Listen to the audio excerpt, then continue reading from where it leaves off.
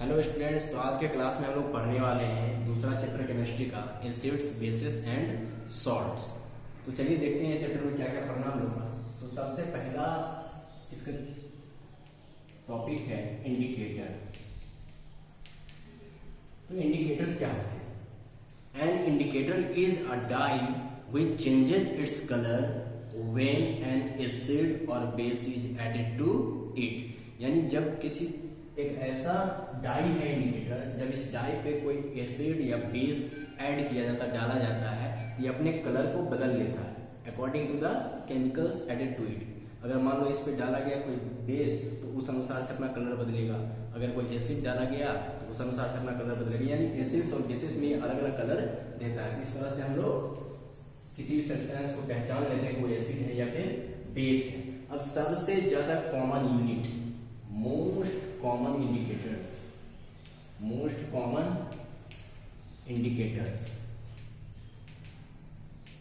सबसे ज्यादा यूज होने वाला इंडिकेटर्स तीन है हमारा: litmus, methyl orange and phenolphthalein.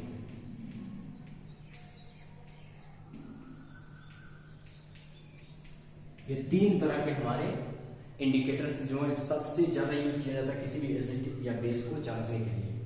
तो लिटमस जिसमें एक नेचुरल इंडिकेटर है, नेचुरल, जिसको हम लोग लीचेन प्लांट, थैलोफाइटा का एक ब्रांच है लीचेन प्लांट, जिससे हम लोग लिटमस को प्राप्त करते हैं। मिथाइल ऑरेंज और फेनोल्फथालीन ये दोनों सिंथेटिक इंडिकेटर्स हैं। इनको केमिकल से प्रिपेयर किया जाता है। ऐसे इंडिकेटर्स जिनको केमिकल से प्रिपेयर किया जाता है उनको हम लोग बोलते हैं सिंथेटिक इंडिकेटर्स या मैन मेड इंडिकेटर्स। और जो नेचुरल होता है, नेचुरली अकरिंग, उसको हम लोग बोलते हैं नेचुरल इंडिकेटर। जैसे लिटमस यहाँ पे एग्जांपल है इसका। तीन ये सबसे ज्यादा यूज होने वाला इंडिकेटर है। तो चलिए सबके बारे में एक एक करके हम लोग देखते हैं। सबसे पहले देखेंगे हम लोग लिटमस के बारे में। लिटमस, तो लिटमस जो है वो दो फॉर्म में आता है। पेपर के फॉर्म में लिटमस पेपर का नाम सुने होंगे आप लोग, और दूसरा जो है लिटमस सॉल्यूशन के फॉर्म में आता है। दोनों फॉर्म में यूज किया जाता है। अब ये लिटमस पेपर्स जो है वो दो कलर्स में बनाया जाता है, दो कलर्स में, एक रेड कलर में और एक ब्लू कलर में बनाया जाता है। उसी तरह सॉल्यूशन भी दो कलर का होता है, एक रेड कलर का, एक ब्लू कलर का सॉल्यूशन। दो कलर्स में ये बनाया जाता है। अगर हम बात करें लिटमस का ओरिजिनल कलर कैसा होता है, तो लिटमस का ओरिजिनल कलर पर्पल होता है। ओरिजिनल कलर यानी न्यूट्रल कलर, जब उस पर कोई एसिड नहीं डाले या बेस नहीं डाले तब उसका कलर कैसा रहता है? पर्पल रहता है। अब देखते हैं हम जब इस पे एसिड या बेस डालते हैं तब इसका कलर में कैसे चेंज आता है। अब देखो, अगर मान लो कि रेड लिटमस पेपर है, रेड लिटमस, इस रेड लिटमस पे अगर हम लोग मान लो कोई बेस ऐड कर दें, रेड लिटमस पे क्या डाले? बेस, तो ये कैसा हो जाएगा? ब्लू। और किसी ब्लू लिटमस पे, अगर ब्लू लिटमस पे हम लोग कोई एसिड ऐड करेंगे तो कैसा हो जाएगा? रेड कलर का। An acid turns a blue litmus into red and a base turns a red litmus into blue. एक एसिड जो है वो एक रेड लिटमस को ब्लू में कन्वर्ट कर देगा। सॉरी, एक एसिड जो है वो ब्लू लिटमस को रेड कर देगा, और जबकि एक बेस एक रेड लिटमस को ब्लू कर देगा। तो चलिए आगे बढ़ते हैं हम लोग। अब अगला जो है हमारा इंडिकेटर वो है मिथाइल ऑरेंज। मिथाइल ऑरेंज बहुत इंपॉर्टेंट है, पूछा जाता है सर। मिथाइल ऑरेंज, अभी मिथाइल ऑरेंज का जो न्यूट्रल कलर होता है वो ऑरेंज कलर का होता है। इसके नाम में ही छुपा हुआ है इसका न्यूट्रल कलर। मिथाइल ऑरेंज कैसे कलर का होता है? न्यूट्रल जब होता है, जब इस पे कोई एसिड या बेस नहीं ऐड किया जाता है तो ऑरेंज कलर का। अब ये कलर चेंजेस का देखते हैं क्या होता है। इन एसिड, एसिड में मिथाइल ऑरेंज का कलर कैसा, जब इसके एसिड ऐड करेंगे तो कैसा आ जाएगा, रेड। और जब मिथाइल ऑरेंज में हम लोग कोई बेस ऐड करेंगे ये कैसा हो जाएगा, येलो।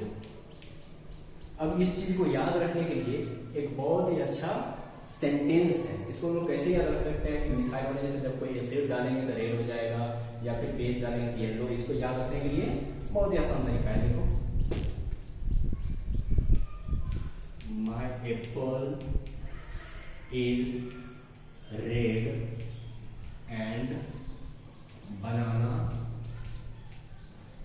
is yellow। अब देखो जितना भी ये हाइलाइटेड वर्ड्स है ना कैपिटल लेटर में, उसको देखो। माई यानी मिथाइल ऑरेंज, एप्पल यानी acid, A for Apple, A for acid. तो मिथाइल ऑरेंज एसिड में इसका कलर कैसा हो जाता है, रेड हो जाता है। And banana, B for banana, B for base, और बेस में इसका कलर कैसा हो जाता है, येलो। इस सेंटेंस से हम लोग याद रख सकते हैं माई Apple is red and banana is yellow. Methyl orange कैसे सॉल्यूशन में कैसा कलर देता है याद रख सकते हैं हम इसको। अब हम लोग बढ़ते हैं फेनोल्फथालीन। फेनोल्फथालीन की तरफ हम लोग बढ़ेंगे। अब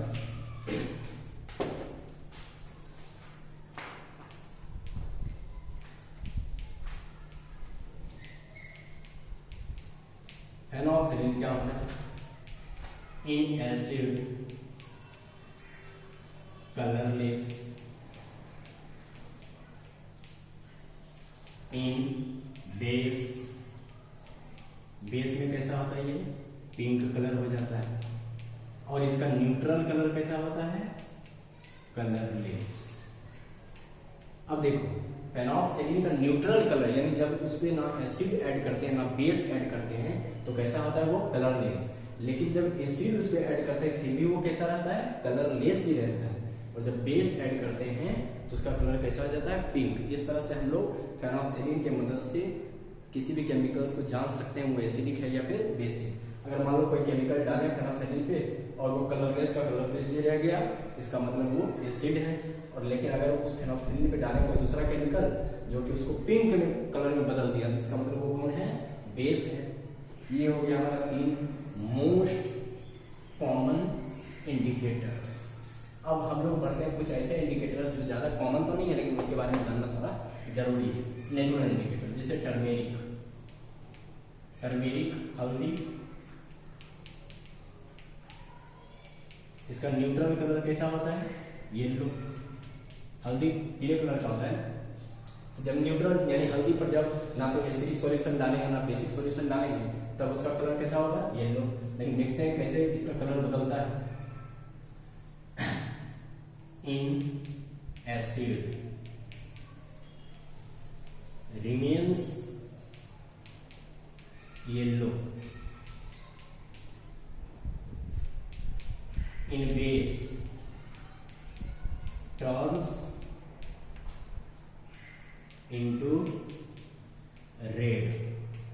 अब देखो हल्दी का न्यूट्रल कलर येलो है, जब उसको एसिड में ऐड करते हैं फिर भी वो येलो ही रह जाता है। लेकिन जब उसको किसी बेसिक सॉल्यूशन में ऐड करते हैं तब उसका कलर कैसा हो जाता है, रेड हो जाता है। इसका एग्जांपल देख सकते हो तुम लोग, करी जानते हो ना, करी जिसमें हल्दी डाल के बनाया जाता है, पीला पीला होता है।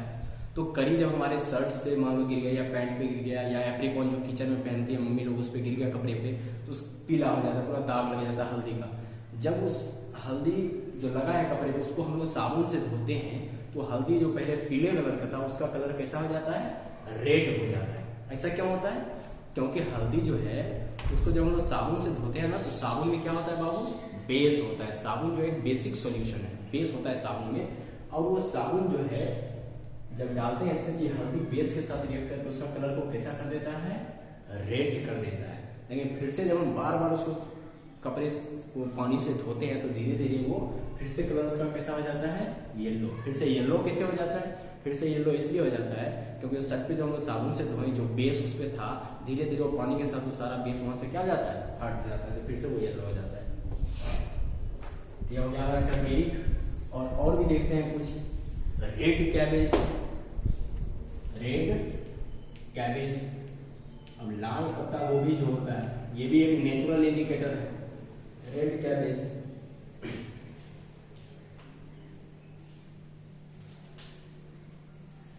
अब रेड कैबेज एसिड में कैसा रहेगा, एसिड में ये रेड का रेड ही रह जाएगा, और बेस में ये क्या हो जाएगा, ग्रीन कलर का हो जाएगा।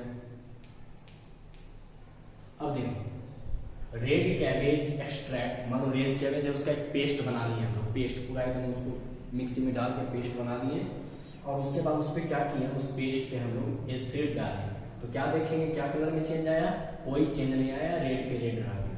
जो न्यूट्रल कलर में इसका रेड होता है और एसिड डाले तो रेड का रेड ही रहता है, लेकिन जैसे उस पर कोई बेस डालेंगे तो उसका कलर कैसा हो जाएगा, ग्रीन। इससे भी हम लोग टेस्ट कर सकते हैं कोई भी सोल्यूशन को एसिडिक है या बेसिक है। मान लो इस पे रेड कैबेज एक्सट्रैक्ट पे हम लोग एसिड डालें, कोई केमिकल डालें और रेड का रेड ही रह गया, इसका मतलब वो एसिड है, और कोई दूसरा केमिकल डालें जो उसको ग्रीन बना दिया, इसका मतलब वो एक बेसिक सॉल्यूशन है। अब हम लोग आगे बढ़ेंगे, अगला टॉपिक जो है हमारा olfactory indicator. Olfactory indicator,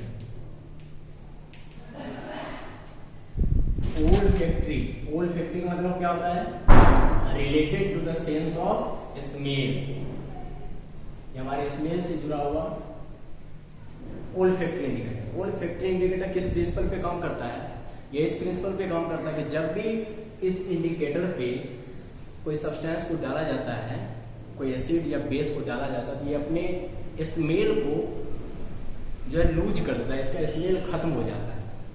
olfactory indicator का एग्जांपल ले सकते हैं हम लोग, अनियन,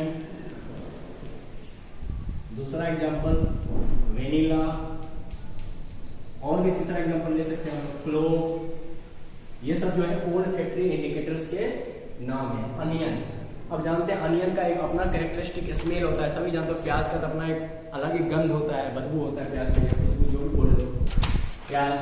तो जब इस प्याज पे मान लो ये प्याज है, अनियन एक्सट्रैक्ट, इस अनियन का पेस्ट बना लिए हम, और उसमें क्या किया हम लोग, एसिड ऐड किए, तो क्या होगा, प्याज का स्मेल गायब हो जाएगा, नहीं, स्मेल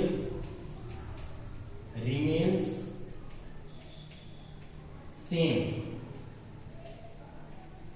इसी अनियन में जब हम लोग कोई बेस ऐड करेंगे तब क्या हो जाएगा, ये इसका स्मेल ऑफ अनियन डिसअपियर्स। गौर से देखना, अनियन का अपना एक स्मेल होता है जो सबसे हटके होता है, उसके जैसा स्मेल किसी और चीज का होता है, नहीं होता है, उसका एक अपना कैरेक्टरिस्टिक स्मेल होता है। इसी अनियन का पेस्ट बना के जब उसमें एसिड ऐड करेंगे तो क्या देखेंगे हम लोग, अनियन का स्मेल नहीं बदला है, लेकिन जब उसी में कोई बेस ऐड करेंगे तो उसका स्मेल क्या हो जाएगा, अनियन का स्मेल गायब हो जाएगा, फिर हमको अनियन का स्मेल आएगा ही नहीं। इससे क्या पता लगा, अनियन एक इंडिकेटर है। और ये अगर मान लो दो केमिकल्स है हमारे पास, एक केमिकल को डालें अनियन पे तो देखें अनियन का स्मेल के साथ कुछ नहीं हुआ, अनियन का स्मेल जैसे था वैसे ही रह गया, इसका मतलब वो कौन था, एसिड।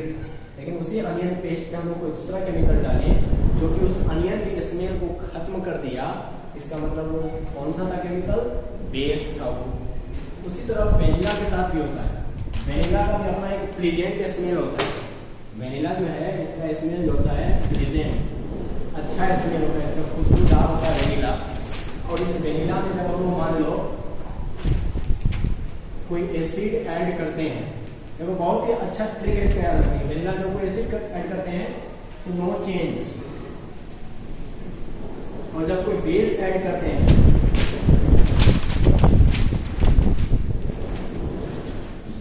वेनिला में जब कोई बेस ऐड करेंगे, स्मेल ऑफ वेनिला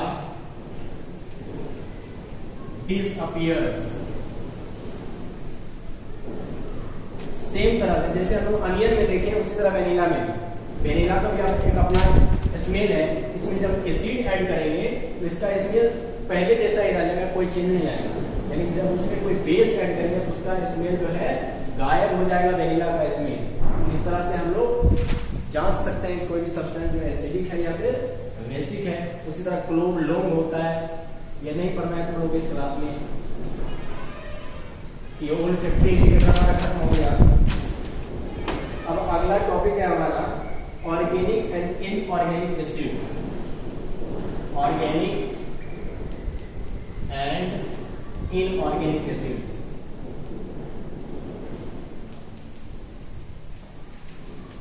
सबसे पहले हम लोग ये जानेंगे कि ऑर्गेनिक एसिड्स क्या होते हैं या फिर इनऑर्गेनिक एसिड्स क्या होते हैं। तो those acids which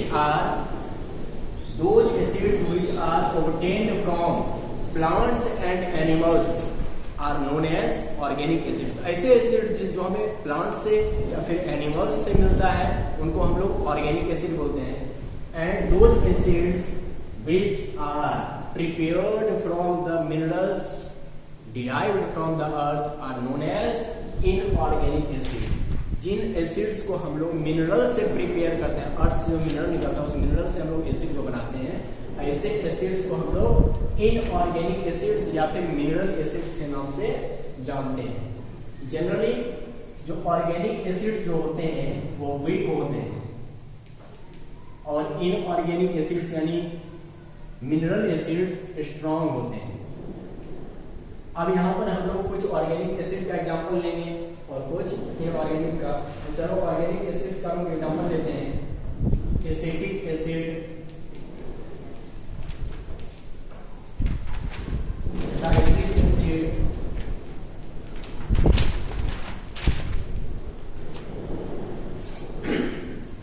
lactic acid,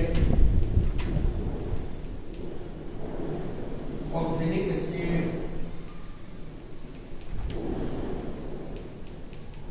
carbonic acid,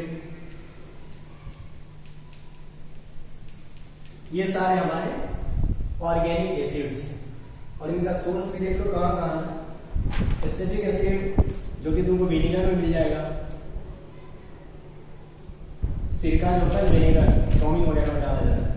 और साइट्रिक एसिड तुमको साइट्रस फ्रूट्स में मिल जाएगा, जैसे कि लेमन हो गया तुम्हारा,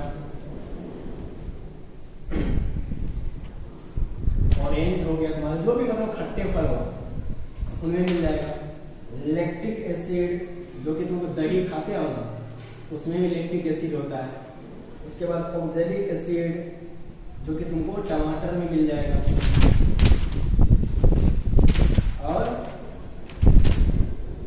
कार्बोनिक एसिड।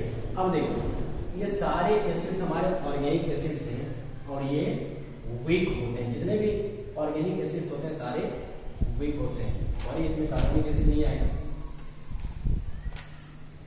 अब ये सारे एसिड्स जो होते हैं वीक होते हैं। जितने भी ये ऑर्गेनिक एसिड्स नजर आ रहे हैं सारे क्या होते हैं, वीक होते हैं। इसका सोर्स भी देख लो, बुक्स में भी मिल जाएगा तुम लोगों को। अब हम लोग बात करेंगे इनऑर्गेनिक एसिड्स के बारे में। इनऑर्गेनिक एसिड्स, इनऑर्गेनिक एसिड्स बहुत ज्यादा कॉमन है। वो HCl यानी hydrochloric acid, H2SO4, sulphuric acid, HNO3, nitric acid. अब ये hydrochloric acid, sulphuric acid, nitric acid ये सारे कैसे एसिड्स हैं, इनऑर्गेनिक एसिड्स यानी कि मिनरल एसिड्स हैं। और ये सारे एसिड्स बहुत ही ज्यादा स्ट्रॉन्ग होते हैं। अब यहाँ पे देखेंगे हम लोग कि कंसंट्रेटेड एसिड क्या होता है और डाइल्यूट एसिड क्या होता है।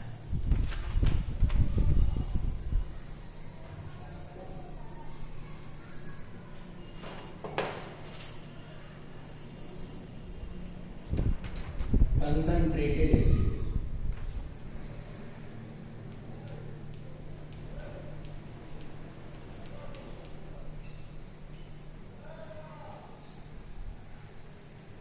those acids which contain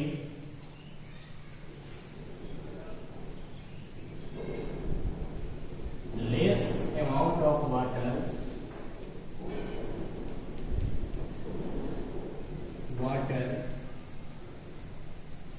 are known as concentrated acid.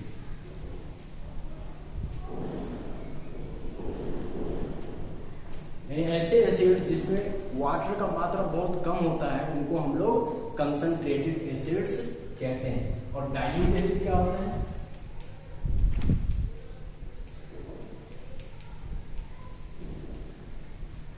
Those acids which contain much more amount of water, those acids which contain much more amount of water are known as dilute acids। ऐसे acids जिसमें पानी का मात्रा बहुत ज्यादा हो उनको हम लोग क्या बोलेंगे? डाइल्यूट एसिड्स बोलेंगे। अब चलो, ये तो हो गया कंसंट्रेटेड समझ गए, डाइल्यूट एसिड समझ गए। अब डाइल्यूशन एक प्रोसेस है। डाइल्यूशन, किसी भी एसिड को हम लोग डाइल्यूट कैसे करते हैं? जब किसी भी कंसंट्रेटेड एसिड में हम लोग वाटर ऐड करते हैं तो इस प्रोसेस को हम लोग डाइल्यूशन बोलते हैं। और डाइल्यूशन करने का सही तरीका क्या है?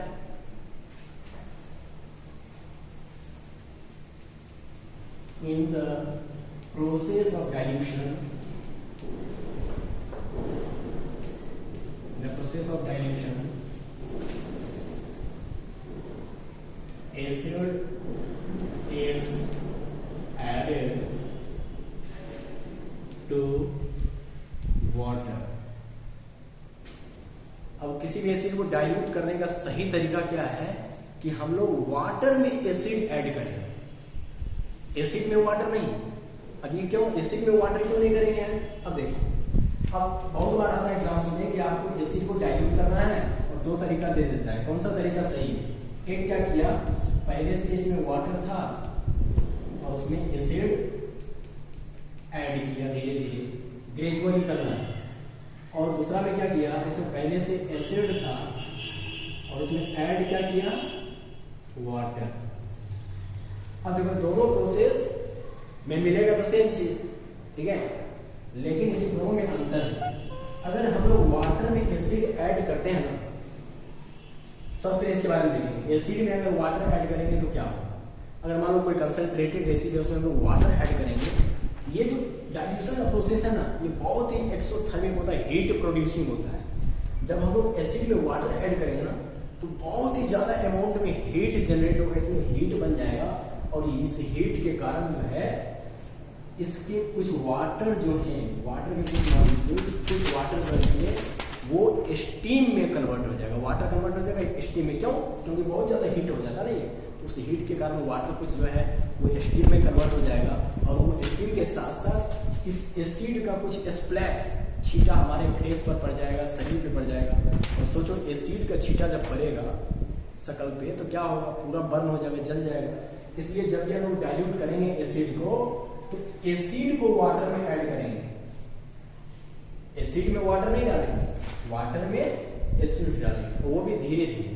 क्योंकि जब हम लोग वाटर में एसिड डालते हैं ना तो धीरे धीरे ये हीट जनरेट होता है और जो हीट जो है वो एब्जॉर्ब हो जाता है। लेकिन अगर हम लोग एसिड में वाटर डालेंगे तो बहुत तेजी से हीट इवॉल्व होता है जो कि एब्जॉर्ब नहीं होता और कभी कभी ये ग्लास में फूट जाता है, इतना ज्यादा हीट इवॉल्व होता है। ये तो हो गया हमारा डाइल्यूशन। अब अगला देखेंगे हम लोग टॉपिक, अगर properties of acids, properties of acids, acids की क्या क्या प्रॉपर्टी है? पहला प्रॉपर्टी, एसिड्स हैव अ सार टेस्ट, एसिड्स का टेस्ट खट्टा होता है। दूसरा, acids turn blue litmus to red, acid blue litmus को रेड कर देता है। तीसरा, एसिड सॉल्यूशंस कंडक्ट इलेक्ट्रिसिटी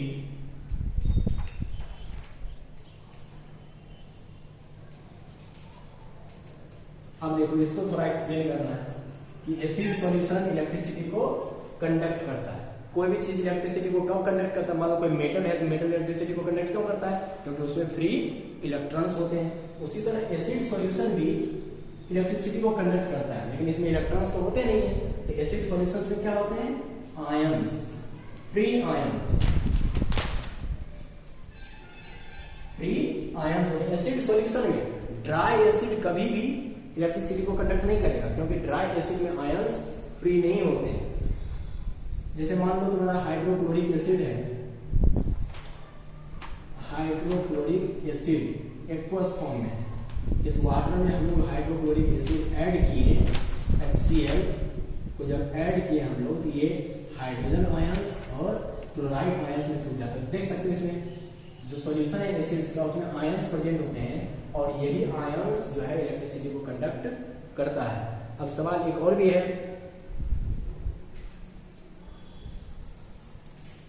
पूछा जाता है बार बार, यहीं पर हम बता रहे हैं, डिस्टिल्ड वाटर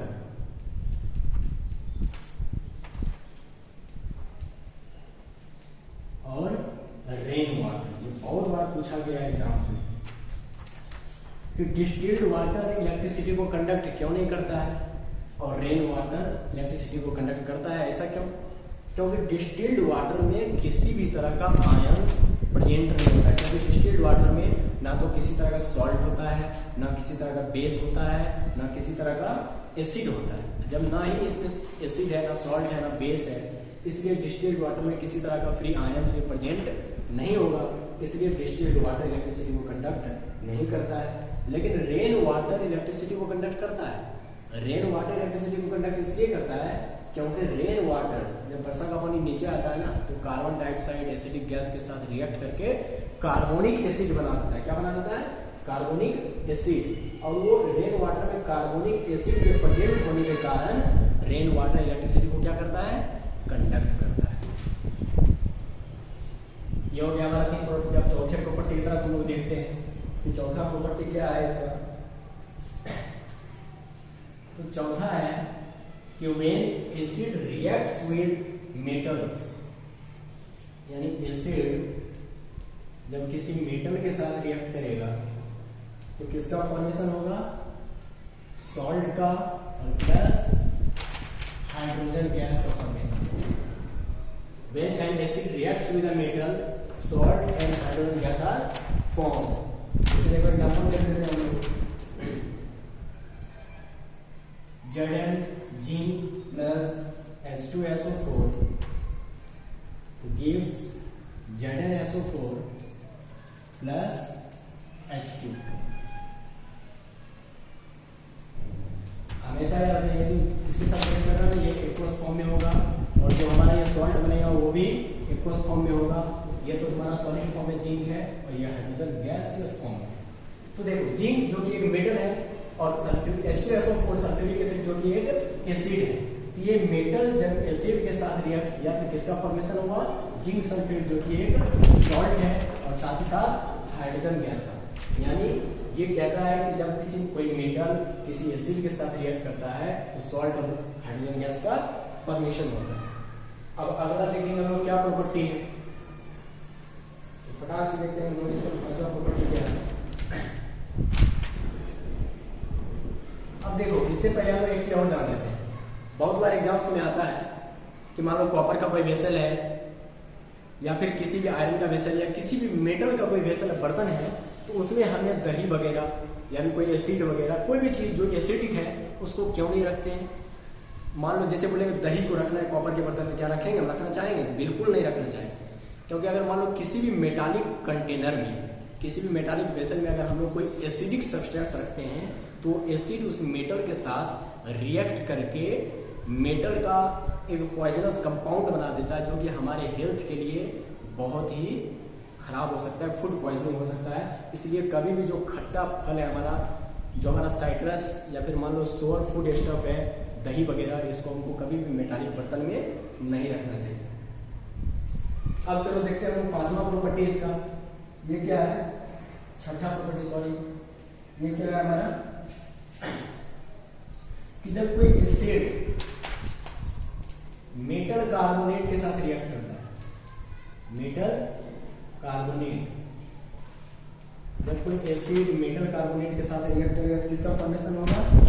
तो फॉर्मेशन होगा सॉल्ट का प्लस कार्बन डाइऑक्साइड का और प्लस वाटर का। इसका भी हम लोग एग्जाम्पल देख लेते हैं। Na2CO3 plus HCl gives NaCl plus CO2 plus H2O। देखो Na2CO3 यानी सोडियम कार्बोनेट, अगर मान लो किसी मेटल के साथ कार्बोनेट ग्रुप अटैच हो गया तो मेटल कार्बोनेट बन गया। सोडियम एक मेटल है, ये कार्बोनेट ग्रुप, ये हो गया सोडियम कार्बोनेट और ये हाइड्रोक्लोरिक एसिड। तो जब इसके बीच में रिएक्शन हुआ तो क्या बना? सोडियम क्लोराइड जो कि एक सॉल्ट है और कार्बन डाइऑक्साइड जो कि कार्बन डाइऑक्साइड गैस बना और साथ ही साथ वाटर बना। ये गैसेस स्टेट में है, ये एक्वस स्टेट में है और ये भी एक्वस स्टेट में है और ये सॉलिड स्टेट में है। तो जब एक मेटल कार्बोनेट एक एसिड के साथ रिएक्ट करता है तो सॉल्ट, कार्बन डाइऑक्साइड और वाटर का फॉर्मेशन होता है। अब अगला बढ़ते हैं हम लोग। इसी में जब कोई एसिड जो है मेटल हाइड्रोजन कार्बोनेट के साथ रिएक्ट करेगा, मेटल हाइड्रोजन कार्बोनेट, अभी पहले पढ़े थे हम लोग मेटल कार्बोनेट,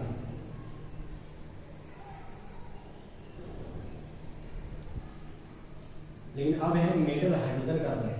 फिर भी सेम चीज का फॉर्मेशन होगा, salt plus carbon dioxide plus water. इसका भी एग्जाम्पल हम लोग ले लेते हैं। NaHCO3 plus HCl। NaHCO3 देखो ये HCO3 ये ग्रुप ऑफ एटम है, इसको क्या बोलते हैं हम लोग? Hydrogen carbonate. जैसे CO3 कार्बोनेट ग्रुप है उस तरह HCO3 क्या है? हाइड्रोजन कार्बोनेट ग्रुप है और ये मेटल के साथ जुड़ गया तो मेटल हाइड्रोजन कार्बोनेट हो गया, तो sodium hydrogen carbonate plus HCl। तो किसका फॉर्मेशन होगा? फिर से NaCl plus CO2 plus H2, same चीज का फॉर्मेशन होगा। अब इसका देखेंगे हम लोग अगला प्रॉपर्टी।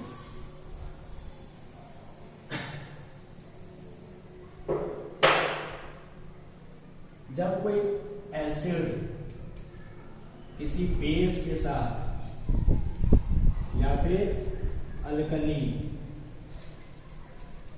के साथ रिएक्ट करता है तो सॉल्ट और वाटर का फॉर्मेशन होता है। चलो इसका भी एग्जांपल देख लेते हैं हम लोग। NaOH प्लस HCl तो फॉर्मेशन हो जाएगा NaCl प्लस H2। अब देखो यहाँ पे NaOH यानी सोडियम हाइड्रोक्साइड जो कि एक बेस है और HCl हाइड्रोक्लोरिक एसिड जो कि एक एसिड है, और जब ये रिएक्ट किया तो किसका फॉर्मेशन हुआ? NaCl यानी सोडियम क्लोराइड जो कि एक सॉल्ट है और साथ ही साथ वाटर का फॉर्मेशन हुआ। तो जब कोई एसिड किसी बेस के साथ रिएक्ट करता है तो फिर सॉल्ट और वाटर का फॉर्मेशन होता है। इस रिएक्शन को हम लोग न्यूट्रलाइजेशन रिएक्शन के नाम से जानते हैं। अब अगला देखते हैं प्रॉपर्टी एसिड्स का। अगला प्रॉपर्टी है कि जब कोई एसिड किसी मेटल ऑक्साइड के साथ रिएक्ट करता है, एसिड प्लस मेटल ऑक्साइड, तो किसका फॉर्मेशन होता है? फिर से सॉल्ट और वाटर का फॉर्मेशन होता है। अब देखो ले लेते हैं हम लोग कोई acid HCl plus CuO metal oxide, तो किसका फॉर्मेशन हो गया? CuCl2 plus H2O। सब एक्वस स्टेट में है और ये सॉलिड स्टेट में और ये एक्वस में है। अब देखो हाइड्रोक्लोरिक एसिड जो कि एक एसिड है और कॉपर ऑक्साइड जो कि एक मेटल ऑक्साइड है, ये दोनों जब रिएक्ट किया तो किसका फॉर्मेशन होगा, CuCl2 यानी एक सॉल्ट का, और H2 यानी वाटर का। तो जब कोई मेटल ऑक्साइड किसी एसिड के साथ रिएक्ट करता है तो फिर सॉल्ट और वाटर का फॉर्मेशन होता है, और ये भी एक तरह का न्यूट्रलाइजेशन रिएक्शन है। अब 8वां है हमारा acids are of corrosive nature.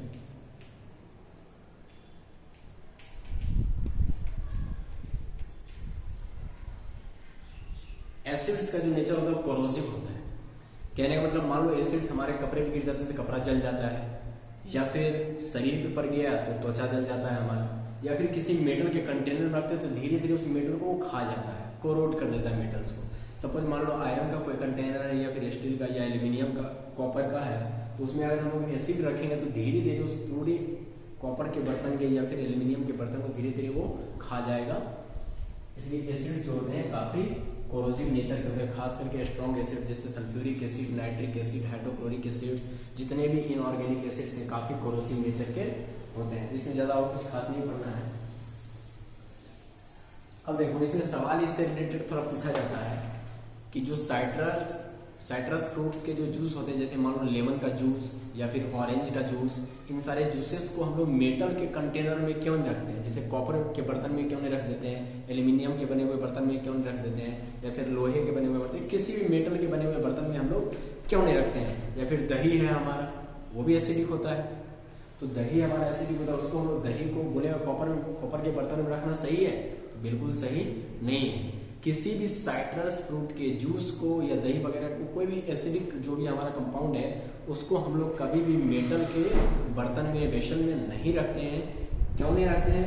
क्योंकि जब वो मेटल जो है, जिस मेटल के बर्तन में हम लोग रखेंगे एसिड को, तो ये फिर जो है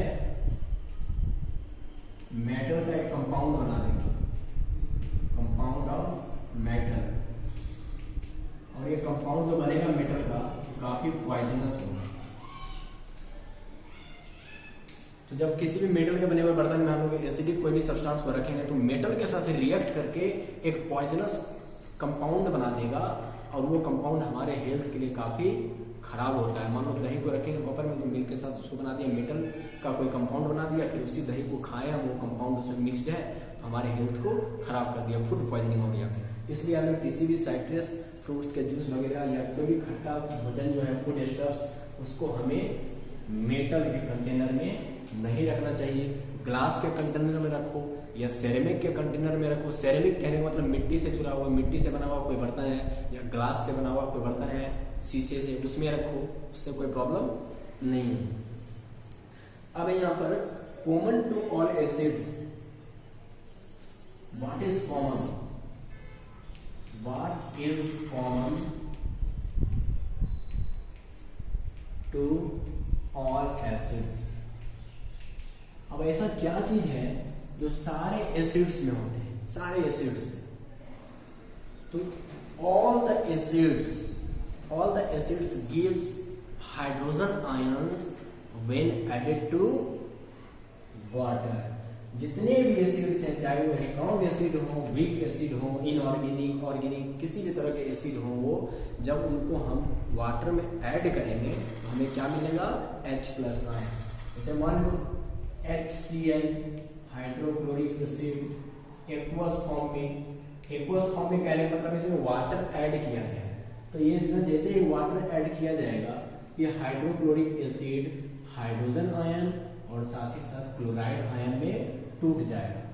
उसी तरह मान लो H2SO4 सल्फ्यूरिक एसिड ले लो, ये भी एक्वस फॉर्म में, तो क्या हो जाएगा? ये टूट जाएगा हमारा हाइड्रोजन आयन में और प्लस साथ ही साथ सल्फेट आयन में। देखो ये बैलेंस नहीं है, यहाँ पे 2 लगा था, ये बैलेंस हो गया। अब साथ ही साथ और भी एग्जाम्पल ले लेते हैं हम लोग। HNO3, इसको क्या बोलते हैं हम लोग? Nitric acid. ये भी किस फॉर्म में लेंगे? एक्वस फॉर्म में। ये फिर किसका फॉर्मेशन होगा? हाइड्रोजन आयन का और साथ ही साथ नाइट्रेट आयन का। तो सभी में क्या देख रहे हो? तो जितना भी एसिड दिया हम लोग, hydrochloric acid, sulphuric acid, nitric acid, जितना भी है, सब में कॉमन क्या है? सब में कॉमन है हाइड्रोजन आयंस, यानी H+ आयंस, ये सब में कॉमन है। तो जितने भी एसिड्स हैं उनको जब वाटर में डिजॉल्व किया जाता है तो सारे के सारे क्या प्रोड्यूस करते हैं, H+ आयंस। और हमेशा याद रखना ड्राई एसिड में कभी भी ये आयंस नहीं होते हैं, जब एसिड को वाटर में ऐड करते हैं ना तभी इस आयंस का फॉर्मेशन होता है, इसलिए सबको एक्वस फॉर्म में लिखा है। ये तो हो गया हमारा। अब अगला टॉपिक है all the compound containing hydrogen are not acids। अब जितने भी कंपाउंड होते हैं, बहुत सारे कंपाउंड है, नंबर ऑफ कंपाउंड्स, लाखों करोड़ों कंपाउंड्स हैं, तो जिस भी कंपाउंड में हाइड्रोजन होता है क्या वो कंपाउंड एसिडिक होता है, एसिड होता है वो? बिल्कुल भी नहीं।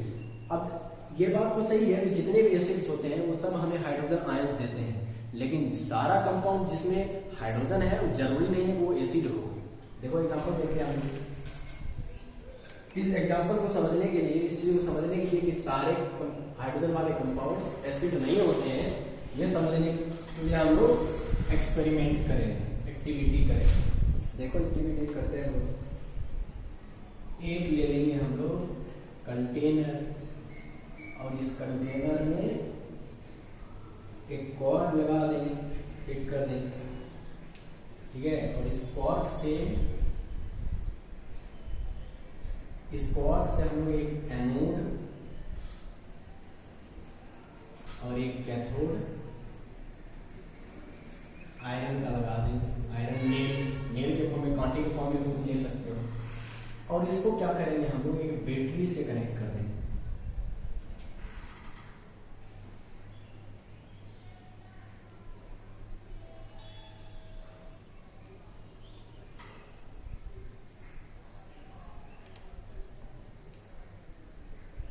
एक बैटरी से इसको हम लोग कनेक्ट कर देंगे। एक एंड को कर दिए एनोड से कनेक्ट, तो दूसरे एंड को कैथोड से कनेक्ट कर देंगे। और इसमें हम लोग क्या लगा देंगे, एक बल्ब लगा देंगे, और साथ ही साथ इसमें एक स्विच लगा देंगे। और इसमें क्या करेंगे, इस कंटेनर में हम लोग hydrochloric acid, dilute hydrochloric acid का सॉल्यूशन डाल देंगे और स्विच को ऑन कर देंगे। स्विच को जब ऑन करेंगे तो देखेंगे इसका बल्ब क्या करने लगा, ग्लो करने लगा। Bulb glows. और ये बल्ब ग्लो कब करेगा, जब इससे इलेक्ट्रिसिटी पास करेगा, तभी तो इस सर्किट से होकर इलेक्ट्रिसिटी पास करेगा, तभी ये बल्ब ग्लो करेगा। और यहाँ पे देखें जब हम लोग ऐसा करके ये अरेंजमेंट के साथ जब इसमें हाइड्रोक्लोरिक एसिड का सॉल्यूशन डाला गया तब ये बल्ब जलने लगा स्विच ऑन करने का। इसका मतलब बल्ब ग्लो कर रहा है, इसका मतलब इलेक्ट्रिसिटी को कंडक्ट कर रहा है। अब इसी एक्टिविटी को रिपीट किया गया सल्फ्यूरिक एसिड के साथ, डाइल्यूट H2SO4 सॉल्यूशन,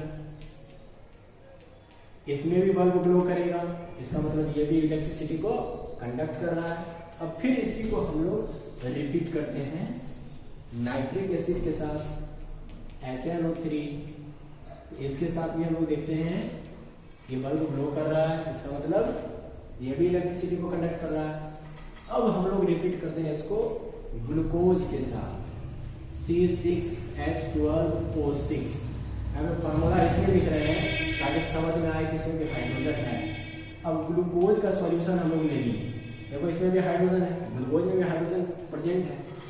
तो ग्लूकोज का जब सॉल्यूशन हम लोग डालें और स्विच ऑन किए तो बल्ब जो है वो ग्लो नहीं किया, bulb does not glow, bulb glow नहीं करता है इसमें। इसका मतलब ये इलेक्ट्रिसिटी को कंडक्ट नहीं कर रहा है, जबकि इसमें हाइड्रोजन इस कंपाउंड में प्रेजेंट है। इससे क्या पता लगा कि जरूरी नहीं है कि जिस कंपाउंड में हाइड्रोजन है, यानी जो हाइड्रोजन का कंपाउंड है वो एसिड हो, ये जरूरी नहीं है। सारे हाइड्रोजन वाले कंपाउंड एसिड्स नहीं होते हैं।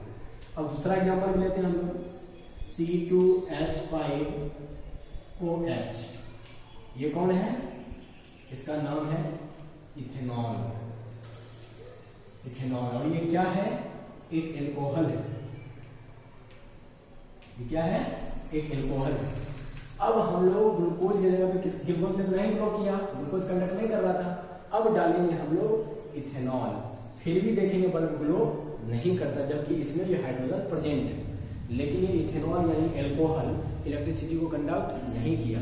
इससे हमें ये पता लगा कि जो ग्लूकोज है और एल्कोहल है ये सारे इलेक्ट्रिसिटी को कंडक्ट नहीं करते हैं, क्योंकि इनमें फ्री आयंस नहीं होते हैं। तो जितने भी कंपाउंड्स जिसमें हाइड्रोजन है जरूरी नहीं है कि वो एसिड हो, ये जरूरी नहीं है। तो आज के चैप्टर में बस इतना ही। अब अगला टॉपिक हम लोग अगले वीडियो में डिस्कस करेंगे। थैंक्स।